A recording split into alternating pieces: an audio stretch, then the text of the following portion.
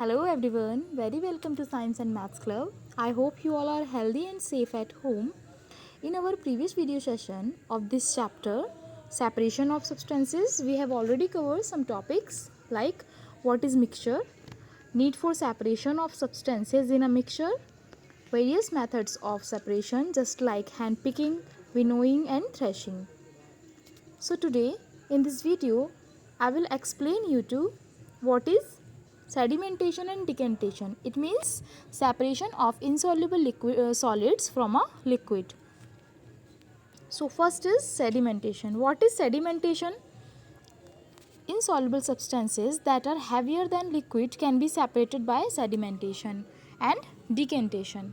So let us perform the following activity to understand this process.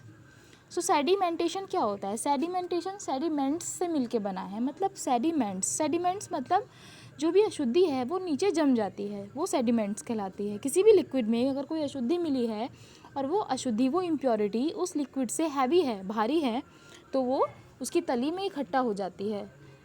तो जो वो तली में इम्प्योरिटीज़ इकट्ठी हुई है उसको बोलते हैं सेडिमेंट्स. और उसके बाद जो इस प्रोसेस से उसको अलग करते हैं वो प्रोसेस कहलाता है डिकेंटेशन. सो एक एक्टिविटी है, उसके थ्रू हम इस जो ये दोनों कीवर्ड्स दिए गए हैं सेडिमेंटेशन एंड डिकेंटेशन उसको समझेंगे.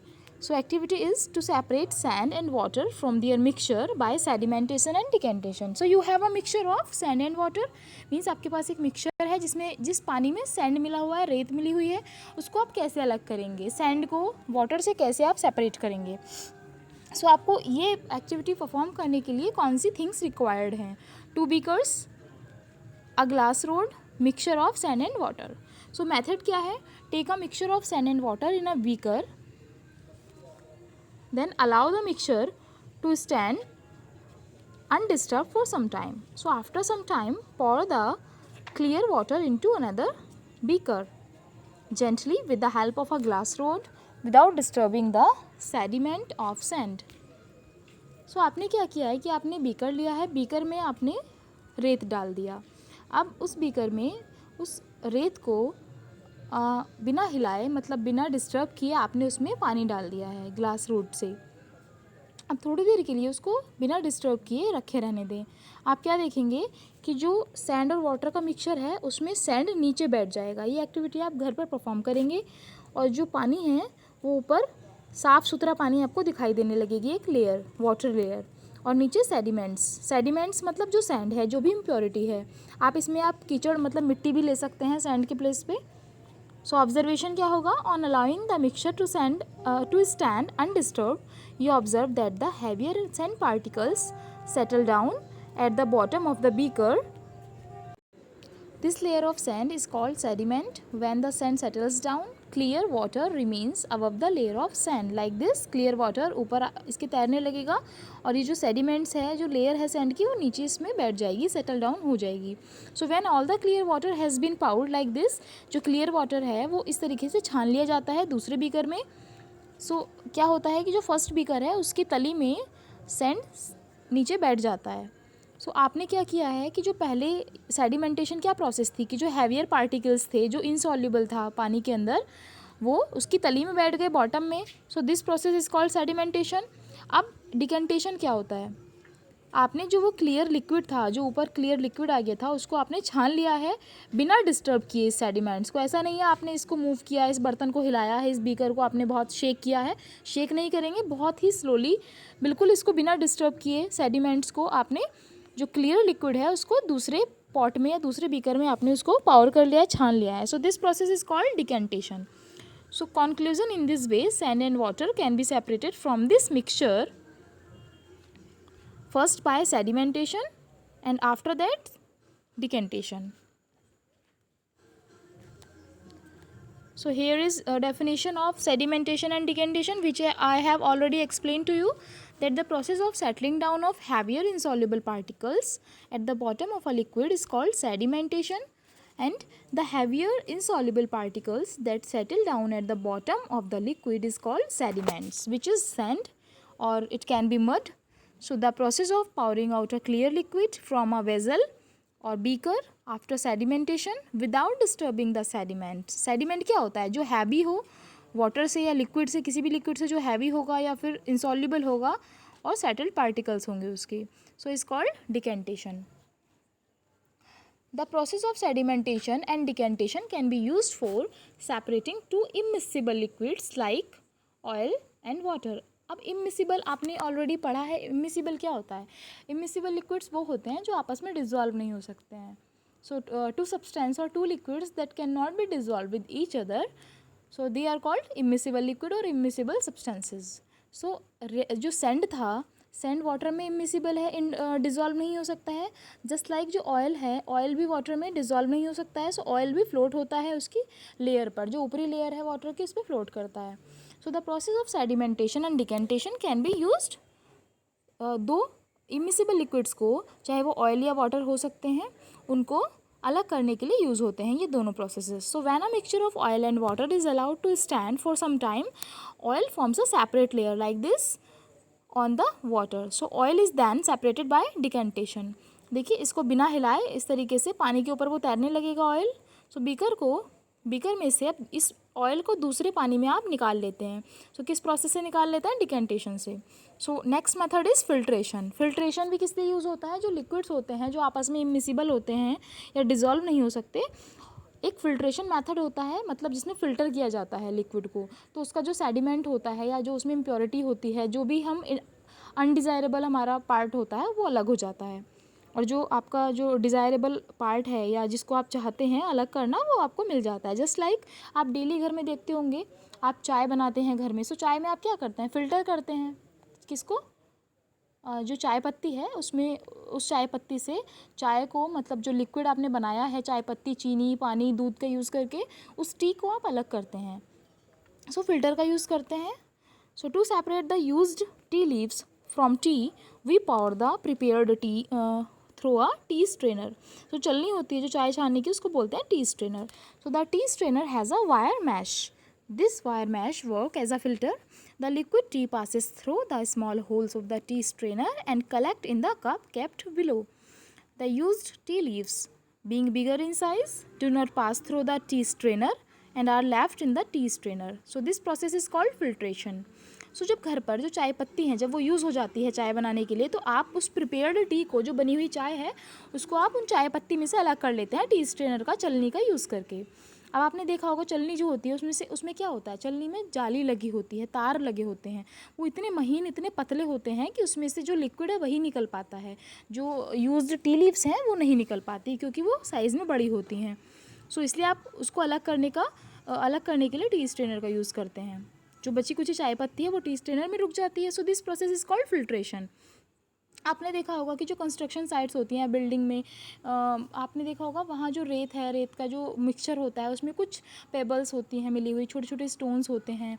सो उसको भी फिल्ट्रेशन के मेथड से ही अलग किया जाता है. बड़े बड़े जाली के वहाँ पर फिल्टर्स लगे होते हैं, उसमें से रेत को डाला जाता है. अब रेत को डालकर, मतलब रेत जो पतला है वो उस जाली में से बाहर निकल जाता है, पास थ्रू हो जाता है. और जो पेबल्स हैं, स्टोन हैं, जो बिगर हैं साइज़ में रेत से, वो उसके पास थ्रू नहीं हो पाती हैं. मतलब रेत में से इस तरीके से पेबल्स को अलग कर लिया जाता है. So the process of separating insoluble substances from a liquid using a filter is called filtration. The tea strainer can not be used to separate mud from water. Tea strainer का use आप mud को water से अलग करने के लिए नहीं कर सकते हैं, क्योंकि जो मड होता है वो बहुत चिपचिपा होता है. और चिपचिपा क्यों होता है? क्योंकि उसके पार्टिकल्स बहुत स्मॉल होते हैं. सो मड क्या होता है? मड होता है जो गीला कीचड़ होता है. आप इसको मिट्टी नहीं बोल सकते हैं, मिट्टी होती है सॉइल. सो जो गीला कीचड़ होता है, जो लिक्विड, जो मैशी होता है, वो बहुत स्मॉल होते हैं उसके पार्टिकल्स. तो वो टी स्ट्रेनर की हेल्प से सेपरेट नहीं हो सकता है वाटर में से. For this we need a fine filter such as a filter paper. A filter paper is a piece of special paper that has millions of tiny holes in it. The holes of a filter paper are so small that they cannot be seen with naked eyes but can be seen only through a powerful microscope. So जो filter paper होता है वो एक ऐसा piece होता है इस paper का कि जिसमें बहुत से हज़ारों लाखों टाइनी बहुत छोटे छोटे होल्स होते हैं. और इतने छोटे होल्स होते हैं जिसको आप सीधे डायरेक्टली आइज से नहीं देख सकते हैं. आपको उसको देखने के लिए किसी माइक्रोस्कोप की सहायता चाहिए होती है. मतलब आप किसी माइक्रोस्कोप के नीचे उस फिल्टर पेपर को रखेंगे, तभी आपको उसके होल्स क्लियरली दिख पाएंगे. आप डायरेक्ट आंखों से नहीं देख सकते हैं. सो यूजेस इन एवरीडे लाइफ। अब जो फ़िल्टर है उसका एवरीडे लाइफ मतलब आपकी जो डेली लाइफ है उसमें क्या यूज़ होता है। So the process of filtration is commonly used in everyday life. For example, fruits and vegetables juices are usually filtered before drinking to separate the seeds and the pulp. For making paneer, a few drops of lemon juice are added to the boiling milk. It forms a mixture that consists of particles of solid paneer and a liquid. So the paneer is then separated from the liquid through a fine filtering cloth or a strainer. Next is water that we get from taps can be made absolutely safe for drinking by using an electric ultraviolet water filter like this. देखिए जो filter है उसका use अभी मैंने आपको ये 3 points बताए हैं जो डिफ़ाइन कर सकते हैं फ़िल्टर को, बट इससे भी अलग फ़िल्टर्स का हर जगह यूज़ होता है। अभी आप देखेंगे कि जो जूसर होते हैं या जो जूस बनाते हैं जो लोग, आपने घरों में देखा होगा या जो भी जूस सेंटर्स होते हैं वहाँ जब भी फ्रूट्स का या वेजिटेबल का जूस निकाला जाता है तो कुछ ऐसे फ्रूट्स या वेजिटेबल होते हैं जिनमें बीज होते हैं बड़े बड़े थोड़े। सो बीज आप सीधे उनको नहीं खा सकते हैं इस तरीके से, वो आपको हो सकता है थ्रोट में आपको वो स्टक हो जाएं, या कुछ एक्स्ट्रा जो उसका गूदा होता है, जो पल्प होता है, उसको अलग करने के लिए, बीजों को भी अलग करने के लिए फ़िल्टर का यूज़ किया जाता है, जिससे कि जो लिक्विड है वो एक स्मूथ लिक्विड आपके पास पीने के लिए एज अ जूस आए। सो अभी जैसे पनीर बनाते हैं घर पे, सो पनीर में जैसे कोई जैसे दूध फट जाता है तो क्या करते हैं, या अगर आपको पनीर बनाना है तो आप पहले दूध को उबालते हैं, उसके बाद उसमें कुछ जो नींबू है उसकी बूंदें डालते हैं। सो आप कुछ देर बाद क्या देखते हैं कि दूध में कुछ ऐसे इकट्ठा हो जाता है। सो वो पनीर होता है, वो आप उसको उस पानी से कैसे अलग करेंगे।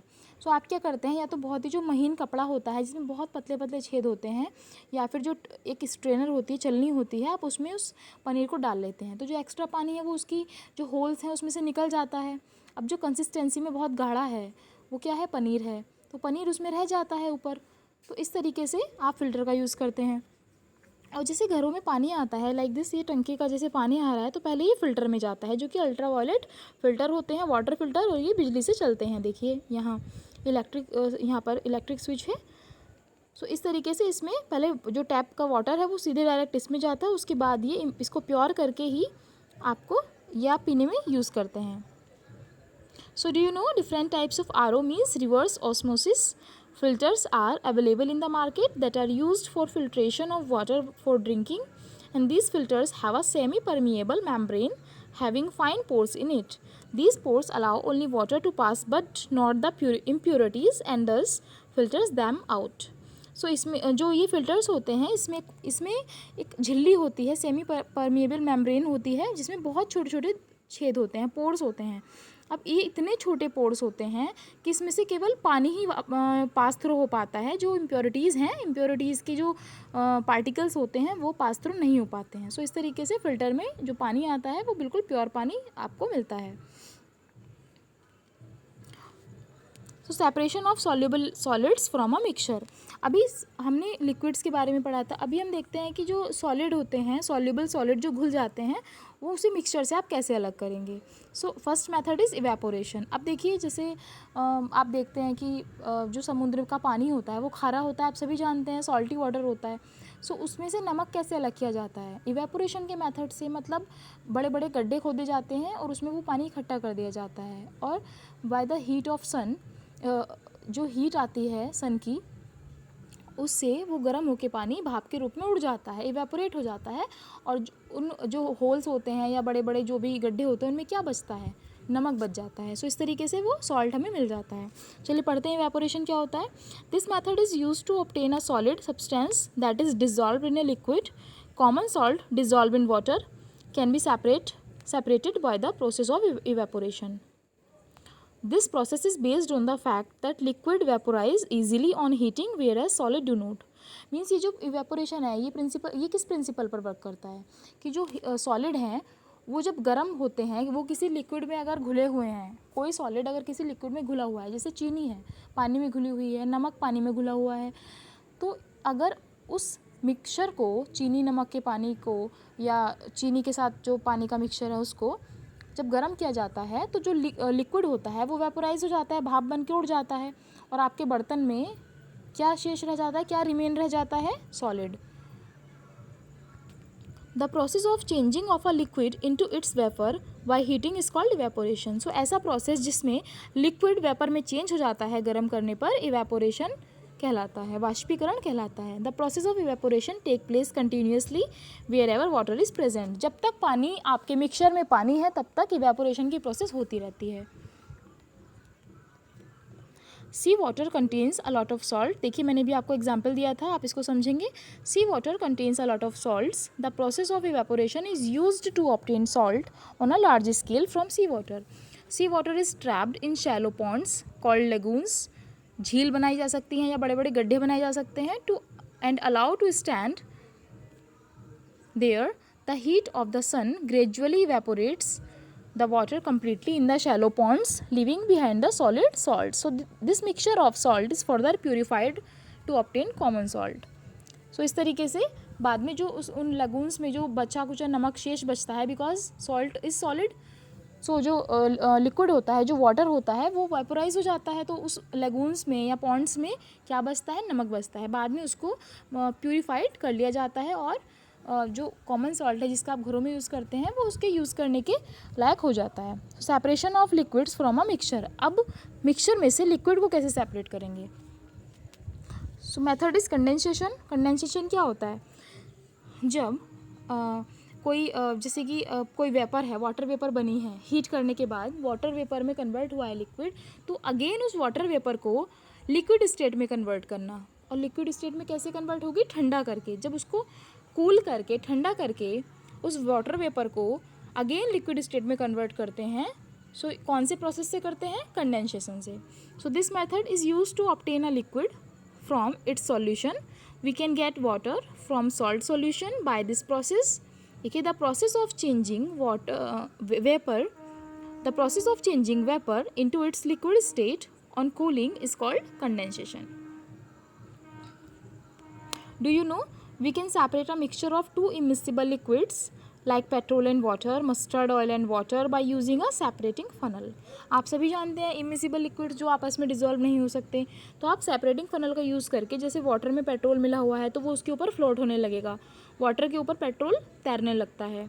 मस्टर्ड ऑयल, आपने कभी देखा होगा पानी में अगर तेल गिर जाता है, सरसों का तेल, तो उसके ऊपर पानी के ऊपर वाली लेयर पर वो तैरने लगता है। तो आप उसको सेपरेटिंग फनल का यूज़ करके अलग कर सकते हैं। Next is separation of mixtures by using more than one method. अब एक से ज़्यादा मेथड्स का यूज़ करके हम कैसे मिक्सचर्स को सेपरेट कर सकते हैं? We have studied some methods for the separation of substances from their mixture. Often one method is not sufficient to separate different substances present in a mixture. So in such a situation we need to use more than one of these methods. Water as a solvent. अभी आपने पीछे क्या पढ़ा कि कभी कभी कुछ ऐसे लिक्विड्स या कुछ ऐसे सॉलिड्स होते हैं जिनमें किसी एक ही पर्टिकुलर मेथड का यूज़ करके आप उसको सेपरेट नहीं कर सकते हैं। सो आप एक से ज़्यादा मेथड्स का भी यूज़ कर सकते हैं। Next is water as a solvent. अब वाटर सॉल्वेंट के रूप में क्या है या कैसे आप उसको समझ सकते हैं कि वो कैसा सॉल्वेंट है? So water can dissolve many substances like sugar and salt, therefore it is termed as universal solvent. When we dissolve a substance in water a solution is formed. आपने देखा होगा कि जो वाटर होता है वो अपने अंदर बहुत सी चीज़ें घोल सकता है, या फिर वाटर में बहुत सी चीज़ें घोली जा सकती हैं, जैसे चीनी, नमक। सो इसीलिए वाटर को यूनिवर्सल सॉल्वेंट कहा जाता है। वो एक बहुत अच्छा विलायक होता है, मतलब जो अपने अंदर किसी को घोल सकता है। सो आप जब भी किसी भी चीज़ को वाटर में घोलते हैं, डिज़ोल्व करते हैं, सो एक सॉल्यूशन मतलब एक विलियन तैयार हो जाता है, एक घोल तैयार हो जाता है। आपने देखा होगा जैसे आप शैम्पू करते हैं तो शैम्पू में भी आप शैम्पू को क्या करते हैं, पहले उसको एक्वस सॉल्यूशन तैयार करते हैं। एक्वस सॉल्यूशन मीन्स जिसमें आप पानी मिलाते हैं वो एक्वस सॉल्यूशन होता है। एक्वा मीन्स होता है water. So the substance that get dissolve in water are said to be soluble in water. The substance that do not dissolve in water are said to be insoluble in water. For example, salt is soluble in water and sand is insoluble in water. Means ऐसे substance, ऐसे चीज़ें, ऐसे पदार्थ जो पानी में घुल सकते हैं वो पानी में घुलनशील पदार्थ कहलाते हैं, और जो substance पानी में नहीं घुल सकते वो पानी में अघुलनशील पदार्थ कहलाते हैं। अघुलनशील मीन्स इनसॉल्यूबल। जैसे कि चीनी या नमक पानी में घुल सकता है, सो वो सॉल्यूबल होते हैं वाटर में, घुलनशील पदार्थ हैं। और रेत है, ऑयल है, ये सभी क्या हैं, इनसॉल्युबल है वाटर में, इसलिए अघुलनशील पदार्थ हैं। In the above activity we obtain a saturated solution of salt in water. A solution, अब सॉल्यूशन क्या होता है, a solution in which no more substance can be dissolve at a given temperature is called a saturated solution. अब ये तो हुई saturated solution की definition.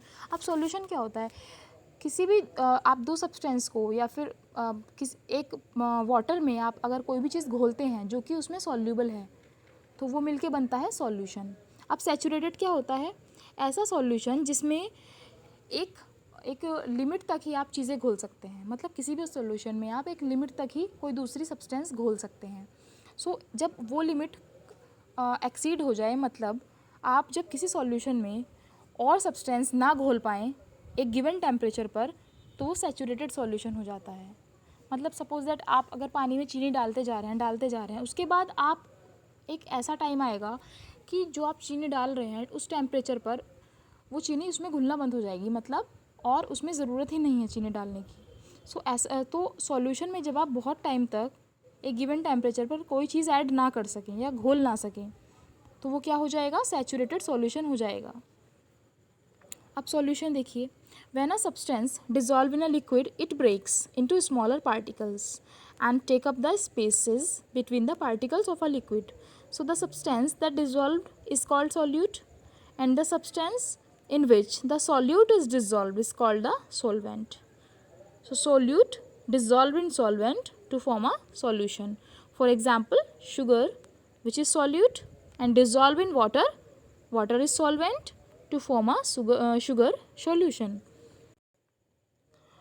जब कोई सब्सटेंस किसी लिक्विड में घुलता है या घोला जाता है सो वो स्मॉलर पार्टिकल्स में डिवाइड हो जाता है। जैसे आप देखते हैं आपने चीनी को पानी में डाला तो आप उसको देखेंगे आपने उसको हीट करना स्टार्ट किया, या फिर आप हीट भी ना करें, आपने किसी चम्मच से स्पून से उसको चलाना स्टार्ट किया, तो आप देखते हैं धीरे धीरे जो शुगर है उसके पार्टिकल्स का साइज़ स्मॉल देन स्मॉलर होता जाता है। मतलब वो पार्टिकल्स थोड़ी देर बाद डिसअपियर हो जाते हैं, जो शुगर पार्टिकल्स होते हैं। तो आप क्या देखते हैं कि वो जो है ब्रेक्स हो जाता है स्मॉलर पार्टिकल्स में, उसके बाद वो डिसअपियर हो जाता है, उसमें घुल जाता है, डिजॉल्व हो जाता है। मीन्स वो लिक्विड के जो पार्टिकल्स हैं जिस लिक्विड में वो घोला जा रहा है उस लिक्विड के पार्टिकल्स के बीच में वो स्पेस ले लेता है। सो सब्सटेंस जो किसी चीज़ में घोला जाता है, मतलब जैसे चीनी है, चीनी हम घोल रहे हैं तो चीनी क्या है, सॉल्यूट है। मतलब वो सब्सटेंस जो किसी चीज़ में घोला जाता है सॉल्यूट कहलाता है, और सॉल्यूट जिस दूसरे सब्सटेंस में घोला जा रहा है वो सोलवेंट है। जैसे कि पानी में घोला जा रहा है, चीनी को आपने पानी में घोला, चीनी सॉल्यूट हुई, तो चीनी को जो आपने पानी में घोला है तो पानी क्या हुआ, सोलवेंट हुआ। ठीक है, तो उसके बाद जो सोलवेंट और सॉल्यूट का जो मिक्सचर होता है या सॉल्यूट जब सोलवेंट में घोल दिया जाता है तो उसके रिजल्टेंट में आपको क्या मिलता है, सॉल्यूशन मिलता है, मतलब एक विलयन मिलता है। सो जो विलायक है, विलायक मीन्स जो सॉल्वेंट है, और जो विलय है जो सॉल्यूट है वो मिलके क्या बनाते हैं, विलयन बनाते हैं, सॉल्यूशन बनाते हैं। जैसे कि शुगर सॉल्यूट है या सॉल्ट सॉल्यूट है और वो पानी में घुलता है, सो पानी क्या हुआ, सोलवेंट हुआ, तो वो क्या बनाएंगे, मिलके एक सॉल्यूशन बनाएंगे। So different substances dissolve to different extents in water at a given temperature. For example, sugar dissolves in water more than common salt. The extent to which a substance gets dissolve in a liquid is called it solubility, मतलब जो उसकी विलयन क्षमता होती है। So solubility of a solute generally increases with the rise in temperature. देखिए जो अलग अलग चीज़ें, अलग अलग पदार्थ होते हैं वो अलग अलग ही एक्सटेंट, अलग अलग ही सीमा तक एक उनकी लिमिट होती है, वो अलग अलग लिमिट तक ही पानी में घुल सकते हैं एक गिवन टेम्परेचर पर। जैसे कि जो चीनी है वो पानी में नमक से ज़्यादा घुलती है, नमक से ज़्यादा अच्छे से घुल सकती है। सो एक्सटेंट क्या होता है, सीमा होती है, मतलब एक ऐसी सीमा या एक ऐसी बाउंड्री या एक ऐसी लिमिट जिसमें कोई भी पदार्थ घुलता है एक लिक्विड में, वो उसकी सॉल्युबिलिटी कहलाती है, मतलब घुलनशीलता कहलाती है। जो सॉलिड सॉल्यूट होता है, मतलब जैसे चीनी है, सॉल्यूट मतलब जो किसी में घोला जा रहा है, तो जैसे चीनी है या नमक है, उनकी जो सॉल्युबिलिटी होती है, मतलब जो उनकी घुलनशीलता होती है, वो उनका अगर आप टेम्परेचर बढ़ा दें तो उसके साथ साथ बढ़ती है। मतलब आपने देखा होगा जैसे आप पानी में चीनी डाल रहे हैं, अगर आप नीचे से गैस बर्नर ऑन कर दें, मतलब उसको हीट देना स्टार्ट कर दें, तो वो बहुत तेज़ी से घुलती है। अगर आप चीनी को ऐसे ही ठंडे पानी में डाल के रख दें तो वो उतना तेज़ी से नहीं घुलेगी, मतलब उनकी सॉल्युबिलिटी कम हो जाएगी। और जैसे ही वो राइज होना स्टार्ट होता है टेम्परेचर लिक्विड का, पानी का, वैसे वैसे उसकी सॉल्युबिलिटी बढ़ जाती है, वो उतनी जल्दी उसमें घुलना स्टार्ट कर देती है। So solubility of gases in water. अब वाटर में जो गैसेज हैं उनकी सॉल्युबिलिटी क्या है, वो कैसे घुलती हैं। So gases dissolve in water to a small extent but there solubility gets affected by change in temperature and pressure. Aquatic animals use oxygen dissolved in water. Solubility of gases in water decreases with increase in temperature and it increase with decrease in temperature. अब gases की solubility कैसी होती है पानी में, वो कैसे घुलती हैं। सो कुछ हद तक गैसेस भी पानी में घुल जाती हैं, बट उनकी जो सॉल्युबिलिटी है, गैसेस की जो घुलनशीलता है, वो टेम्परेचर और प्रेशर मतलब ताप और दबाव दोनों से अफेक्ट होती है। आपने देखा होगा जो एक्वेटिक एनिमल्स होते हैं, जो पानी में रहते हैं एनिमल्स, जैसे फ़िश है, क्रैब है, क्रोकोडाइल है, और भी जो एक्वेटिक एनिमल्स होते हैं, जितने भी जो भी पानी में आपने देखा पाए जाते हैं, वो सभी जो पानी में ऑक्सीजन घुली होती है वो उसका यूज़ करते हैं। सो आपने पीछे पढ़ा कि जो सॉल्युबिलिटी होती है सॉलिड की, टेम्परेचर बढ़ने पे बढ़ती है और टेम्परेचर कम होने पे कम हो जाती है। इसमें अपोजिट होता है, गैसेस की सॉल्युबिलिटी टेम्परेचर में इंक्रीमेंट होने पर घटती है। मतलब अगर टेम्परेचर आपने बढ़ा दिया है लिक्विड का तो उसमें गैस कम घुलेगी, और अगर लिक्विड का टेम्परेचर कम है या टेम्परेचर डिक्रीज़ हुआ है तो गैसेस की सॉल्युबिलिटी इंक्रीज़ हो जाती है। गर्मियों के सीज़न में क्या होता है कि जब पॉन्ड खाली हो जाते हैं, धीरे धीरे वेपोराइज होने लगता है पानी, तो फिशेस मरने लगती हैं। क्यों? क्योंकि जो उसमें डिज़ोल्व ऑक्सीजन है उसका अमाउंट भी धीरे धीरे कम होने लगता है। जैसे जैसे पॉन्ड, जो तालाब हैं या रिवर हैं, उनका पानी हीट होगा, गर्म होगा, उसमें ऑक्सीजन, डिज़ोल्व ऑक्सीजन भी कम होनी स्टार्ट हो जाएगी, क्योंकि गैसेस का जो सॉल्युबिलिटी होती है वो टेम्परेचर बढ़ने पे कम हो जाती है। सो गर्मी में टेम्परेचर बढ़ जाता है पानी का, सो इसीलिए उसमें डिज़ोल्व ऑक्सीजन डिक्रीज़ हो जाएगी, और जो फिशेज़ हैं या जो भी एक्वेटिक एनिमल्स हैं उनको सफिशिएंट अमाउंट में डिज़ोल्व ऑक्सीजन नहीं मिल पाएगी। सो दैट्स वाई वो मरने लग जाते हैं। और जो सॉफ्ट ड्रिंक्स होती हैं या जो भी कोल्ड ड्रिंक्स होती हैं उसमें डिज़ोल्व कार्बन डाइऑक्साइड पाई जाती है, उसके अंदर होती है। सो इसलिए उनको बहुत हाई प्रेशर पर सील किया जाता है ताकि जो कार्बन डाइऑक्साइड है उसकी सॉल्युबिलिटी बढ़ी रहे। आपने देखा होगा जब भी आप बॉटल ओपनर से कोल्ड ड्रिंक्स को ओपन करते हैं तो एक झटके से उसके कुछ जो फ़ेन है, जो झाग है, वो बाहर निकलते हैं, और जो झाग हैं वो बाहर निकलते हैं। तो क्या होता है, झाग क्यों बाहर निकलते हैं? क्योंकि वो इतने प्रेशर पर वो सील्ड की रहती है। So my dear students, I am going to end this video now. I have already covered this chapter in 2 parts, so it is part 2 of this chapter, separation of substances. Part 1 link I will share in this description box. You can check there. So if you like my video, then please subscribe my channel and press bell icon. Thank you.